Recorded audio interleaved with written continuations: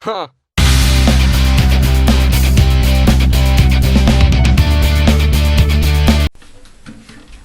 Alright, I'm back. Dane, Jonah Custom Guitars. This is the 57 Goya G10 serial 354482. I don't think there's anything security restricted about the serial number. So it's 57, made in Sweden, handwritten serial number as opposed to the printed. So there's all sorts of things that put it in that date range. That's one of them, handwritten rather than printed. Being distributed into Herschel Music, being made by A.B. Herman Carlson Levin in Gothenburg, Sweden. Anyway, so I think I mentioned this in some other part of the video. These things aren't terribly valuable. This thing will probably street for about $300. So, you know, being that old has not done anything. Well, it probably sold for less than $100 originally, so yeah, it has done something to the value. There were, in working on it, there were some pretty crude things as far as, you know, the way the thing was assembled. So it was probably a primarily hand-built instrument, but still not a lot of things that would go along with a lesser quality or less expensive instrument. So I'm going to recap quickly what I did to this. First, right off the bat, he needed the tuners replaced. There's the only thing wrong with the old tuners is that it was missing one of the buttons. I'm not set up to where I could make a replacement button for that. I've seen some people do it online. Jerry Rosa comes to mind. He just did one replacement button. He already had the new tuners halfway installed. They were binding in the holes because the pattern's slightly off, so I pulled them out, filed just slightly on the outside holes, a little narrower, just to get it to slide in with no binding. Plugged the holes where the old screws were and then redid it. So it had a myriad of cracks. The severe, I'm going to get my face out of the picture and get you down here where you can see this. The most serious crack was right through the top here, and so I repaired that. I had a whole bunch of places along the side where the side had bulged out from the back, primarily because the back has shrunk, I believe. I did some research. That seemed to be a fairly common problem with these instruments. And part of that problem might be because they didn't bind the back. And so you have the edge. You have the edge of the wood. The lighting is terrible. You have the edge of the wood that is, although it's finished, it's still exposed. The binding, one of the reasons you bind a guitar is to keep this end grain from absorbing moisture and contracting, expanding more rapidly than it does anyway. So anyway, there were a lot of places where the side had bulged past the actual guitar back, and it was loose in many places. Other places it apparently had bulged and reattached itself. So I did that, repaired those. I had done some talking about how hard it would be to push it in because it's going to want to push out somewhere else. And once I had the frame made, pretty much I only tried to deal with one of these at a time.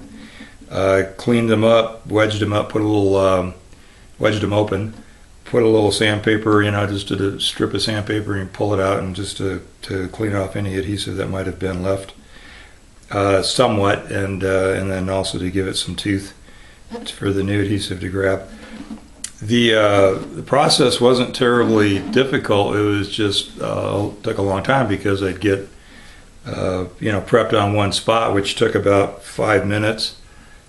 Squeeze some glue in it, took another minute, and then put it in the frame and drive a wedge in or two to push it in as far as it would go for that one spot, and then I clamped top, front to back, to just make sure it was down. and then cleaned up what glue squeeze out I could. Anyway, so you do that times 8 or 9, whatever many bumps there were here. So that's basically how many days it took to do this, because I let it dry overnight and then pull it off. And if I could get to it the next evening, I'd do another one. I might not have been able to get to it 9 days in a row. And so I know 2 or 3 weeks have gone by in this process. Anyway, got that all glued back together.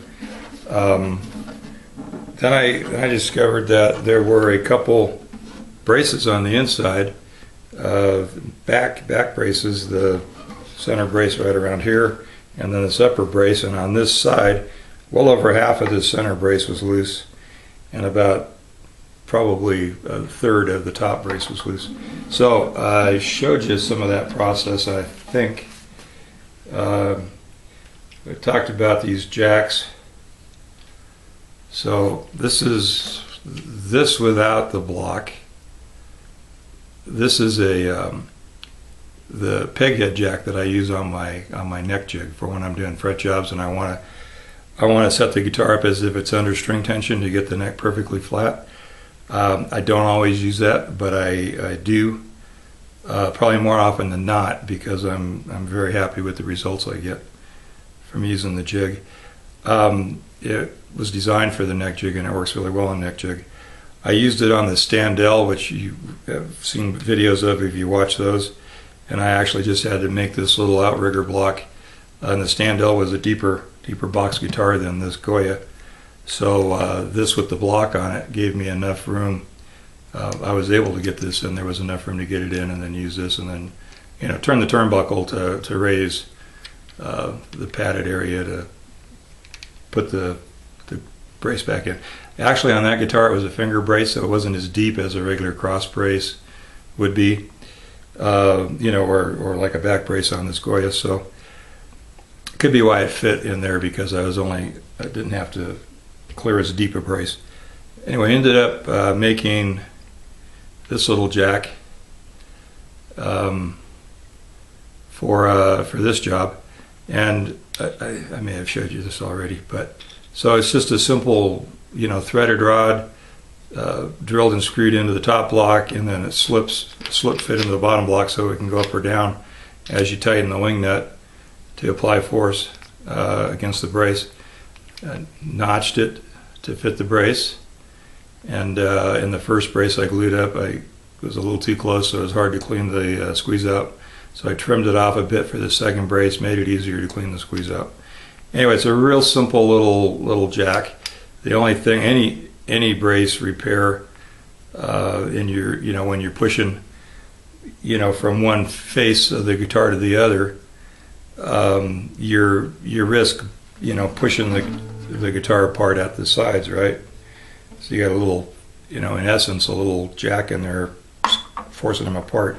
So I back it up with a padded clamp on the outside of where I'm doing that, and so you don't have to worry about popping things apart. Anyway, that seemed to work out actually really well. It's a cute little thing. I also looked up the Stu Mac version. Excuse me, it's not the Stu Mac version of this. It's absolutely the coolest little jack.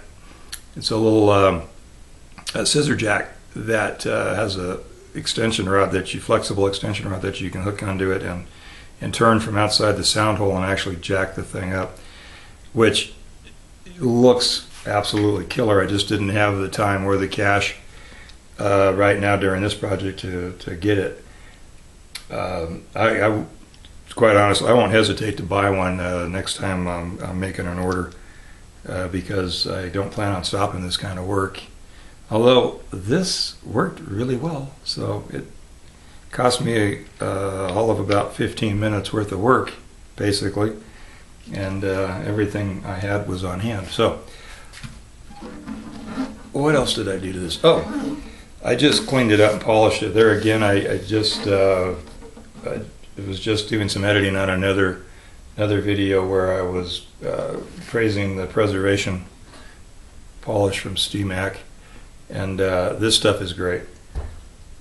I have this little Scott Bright kind of pad, And as I mentioned that, I had the framework around the guitar as I was gluing these joints back together. And so I ended up with some kind of foggy residue in places from the the wash off that I couldn't really get to well and absolutely dry off and clean well. So I took the preservation polish and the little scrubber pad, and I went over the entire guitar with this little scrubber pad, and then I wiped it all and buffed it back up with regular paper towel.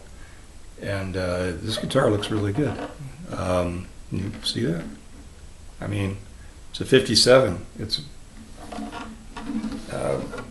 as you can see, the lacquer on this thing is something crazy, but it shined up on the face of the thing really nicely. So, like I said, I'm impressed with this polish. I don't know what's in there.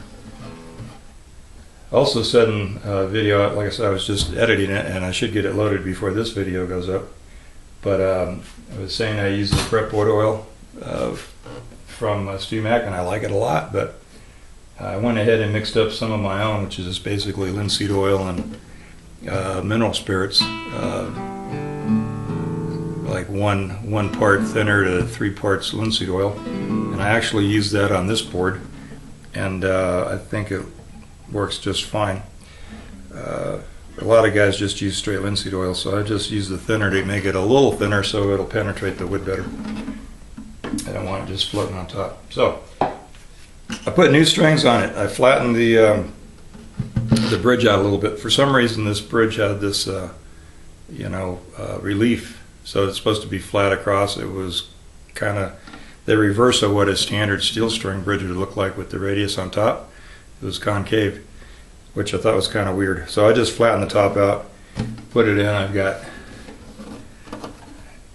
action up here. You usually check your string height at the first fret.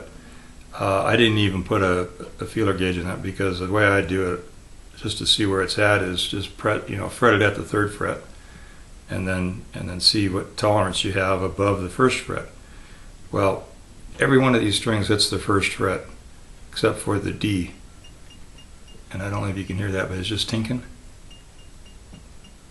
That's just a little teeny bit of space there. It doesn't do it on the A or the E, and I don't get anything here either. So pretty much when you fret it at the 3rd fret, it's hitting the 1st fret. So it's pretty low clearance right here, not causing any problems by playing it. It's a little high at the 12th. It's not as high as it was because, if you recall, I was able to pull this neck heel joint, which was up a tad. I pulled it together and glued it, and I think that got me a little bit better string height over the 12th fret. So that's it. Put strings on it, of course, and